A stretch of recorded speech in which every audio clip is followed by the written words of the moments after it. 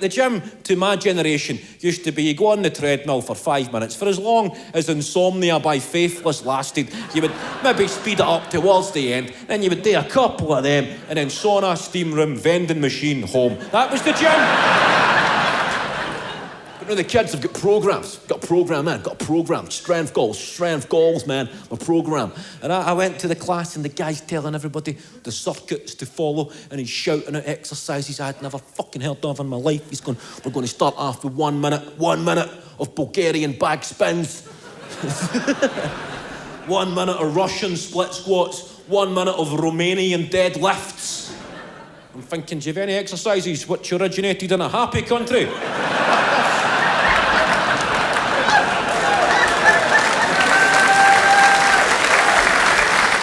So it's good to be back. This is the last night of the tour. Good to be back in Glasgow.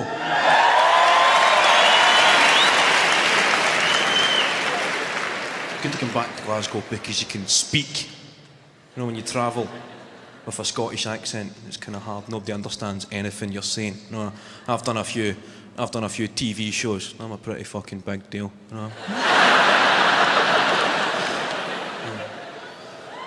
I'm serious news. No, I've done a few TV shows. And you've got a Scottish accent on the telly, you need to try and enunciate and use proper English, but it's hard to find the right balance, because no matter how hard you try to enunciate and use proper English, there's still somebody from Leamington Spa. We saw you on the television. I didn't quite understand everything you were saying.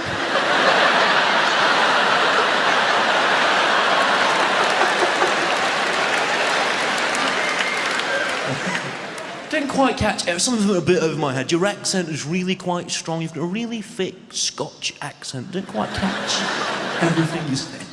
Whilst there's somebody in Scotland saying, we seen you on the telly talking like a fucking bender.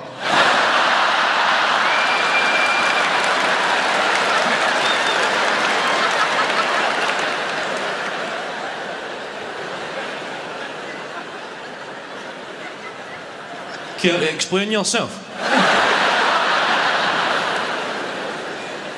I'm not really a big political guy. Scottish independence, that's been getting talked about.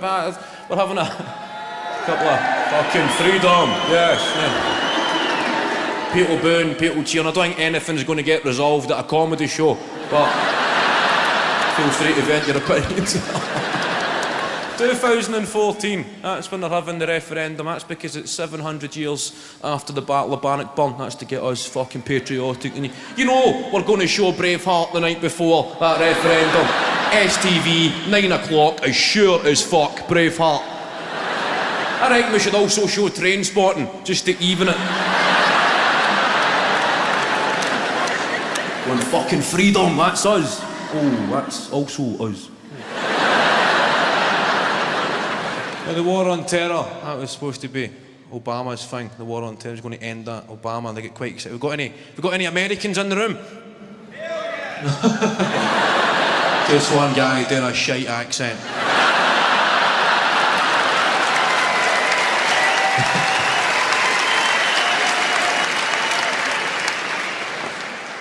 And I don't normally come to Glasgow. The Americans, they visit Edinburgh and they come. Got any Edinburghers? Whatever they're called. Big boo for Edinburghers. I don't mean this in a disrespectful way, but I've never really heard the term Edinburghers. Now when you hear a conversation, I don't mean this in a disparaging way. You hear a conversation in Scotland, there's an Invernessian, an Aberdonian, a Dundonian, a Glaswegian, and a cunt for Edinburgh.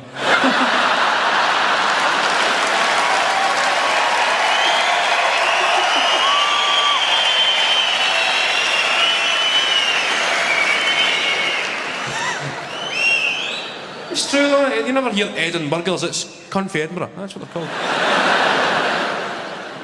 Good to see we've got a few cunts for Edinburgh, made it through.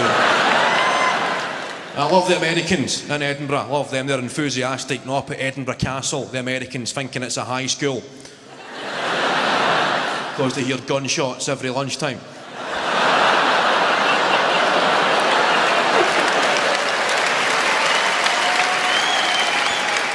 I don't really have an opinion on Scottish independence. I suppose I'm in the fuck it, it'll be a laugh camp. maybe, fuck it, it'll be like maybe 50 years' time, you'll turn on the National Geographic channel, see programmes like Scottish Border Cops.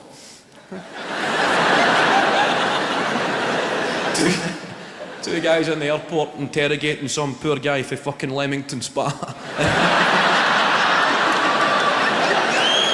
No, like real cops, just rock steady guys, not G4S guys that have swapped their personality for a high-vis jacket. No, there you go.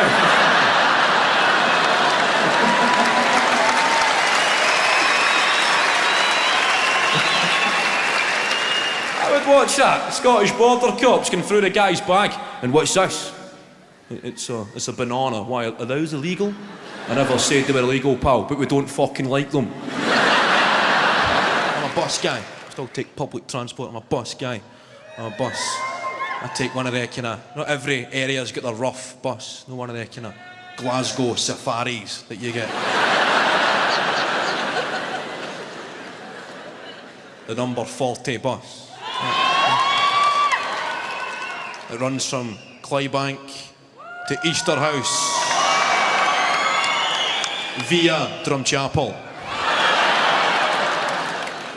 It's as if they went Clydebank to Easterhouse. I'm not sure that's mental enough. No.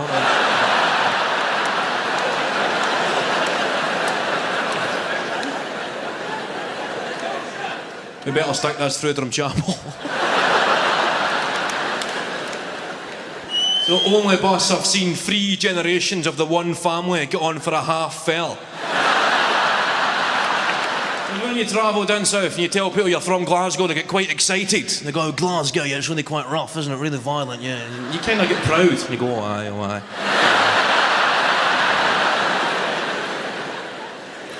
Yeah, a lot of tough guys. Oh, aye, a lot of tough guys. Yeah. Then they visit the place and they're a bit disappointed. No, we're trying to get away from the stereotypes. We've got a new promotional tourist campaign called Glasgow, Scotland with Style. Everybody seen the posters? It's one of these kind of homogenised posters of people supposed to be the new face of Glasgow. People with names like Nathan. Every major city advertises the happy people like Nathan, and it's this guy's in the poster, Nathan, sales assistant, proud Glaswegian. I don't think a sales assistant called Nathan is a fair representation of any major city.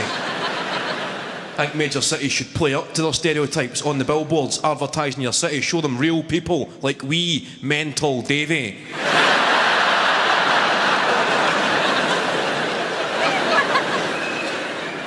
Apprentice joiner.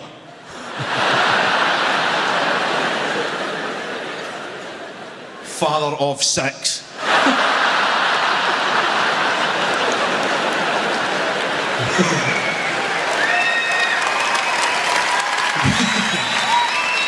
Davy's there in the billboard with the 6 kids all tucked into the one tracksuit. A Lacoste tracksuit, and only the best for these kids. They're all dressed up for their granny's 30th.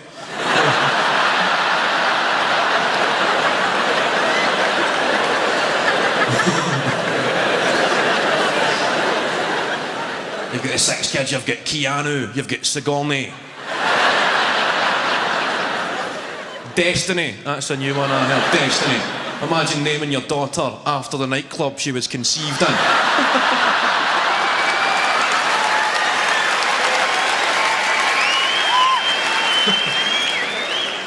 This is Destiny, and this is my son, the garage.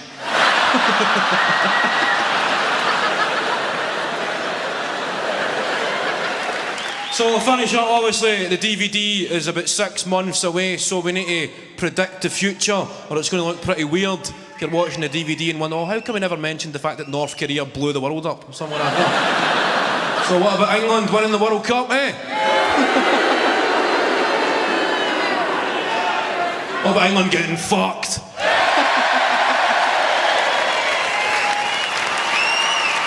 We'll wait and see what one of them makes the edit. Ladies and gentlemen, good night. Have a great journey home.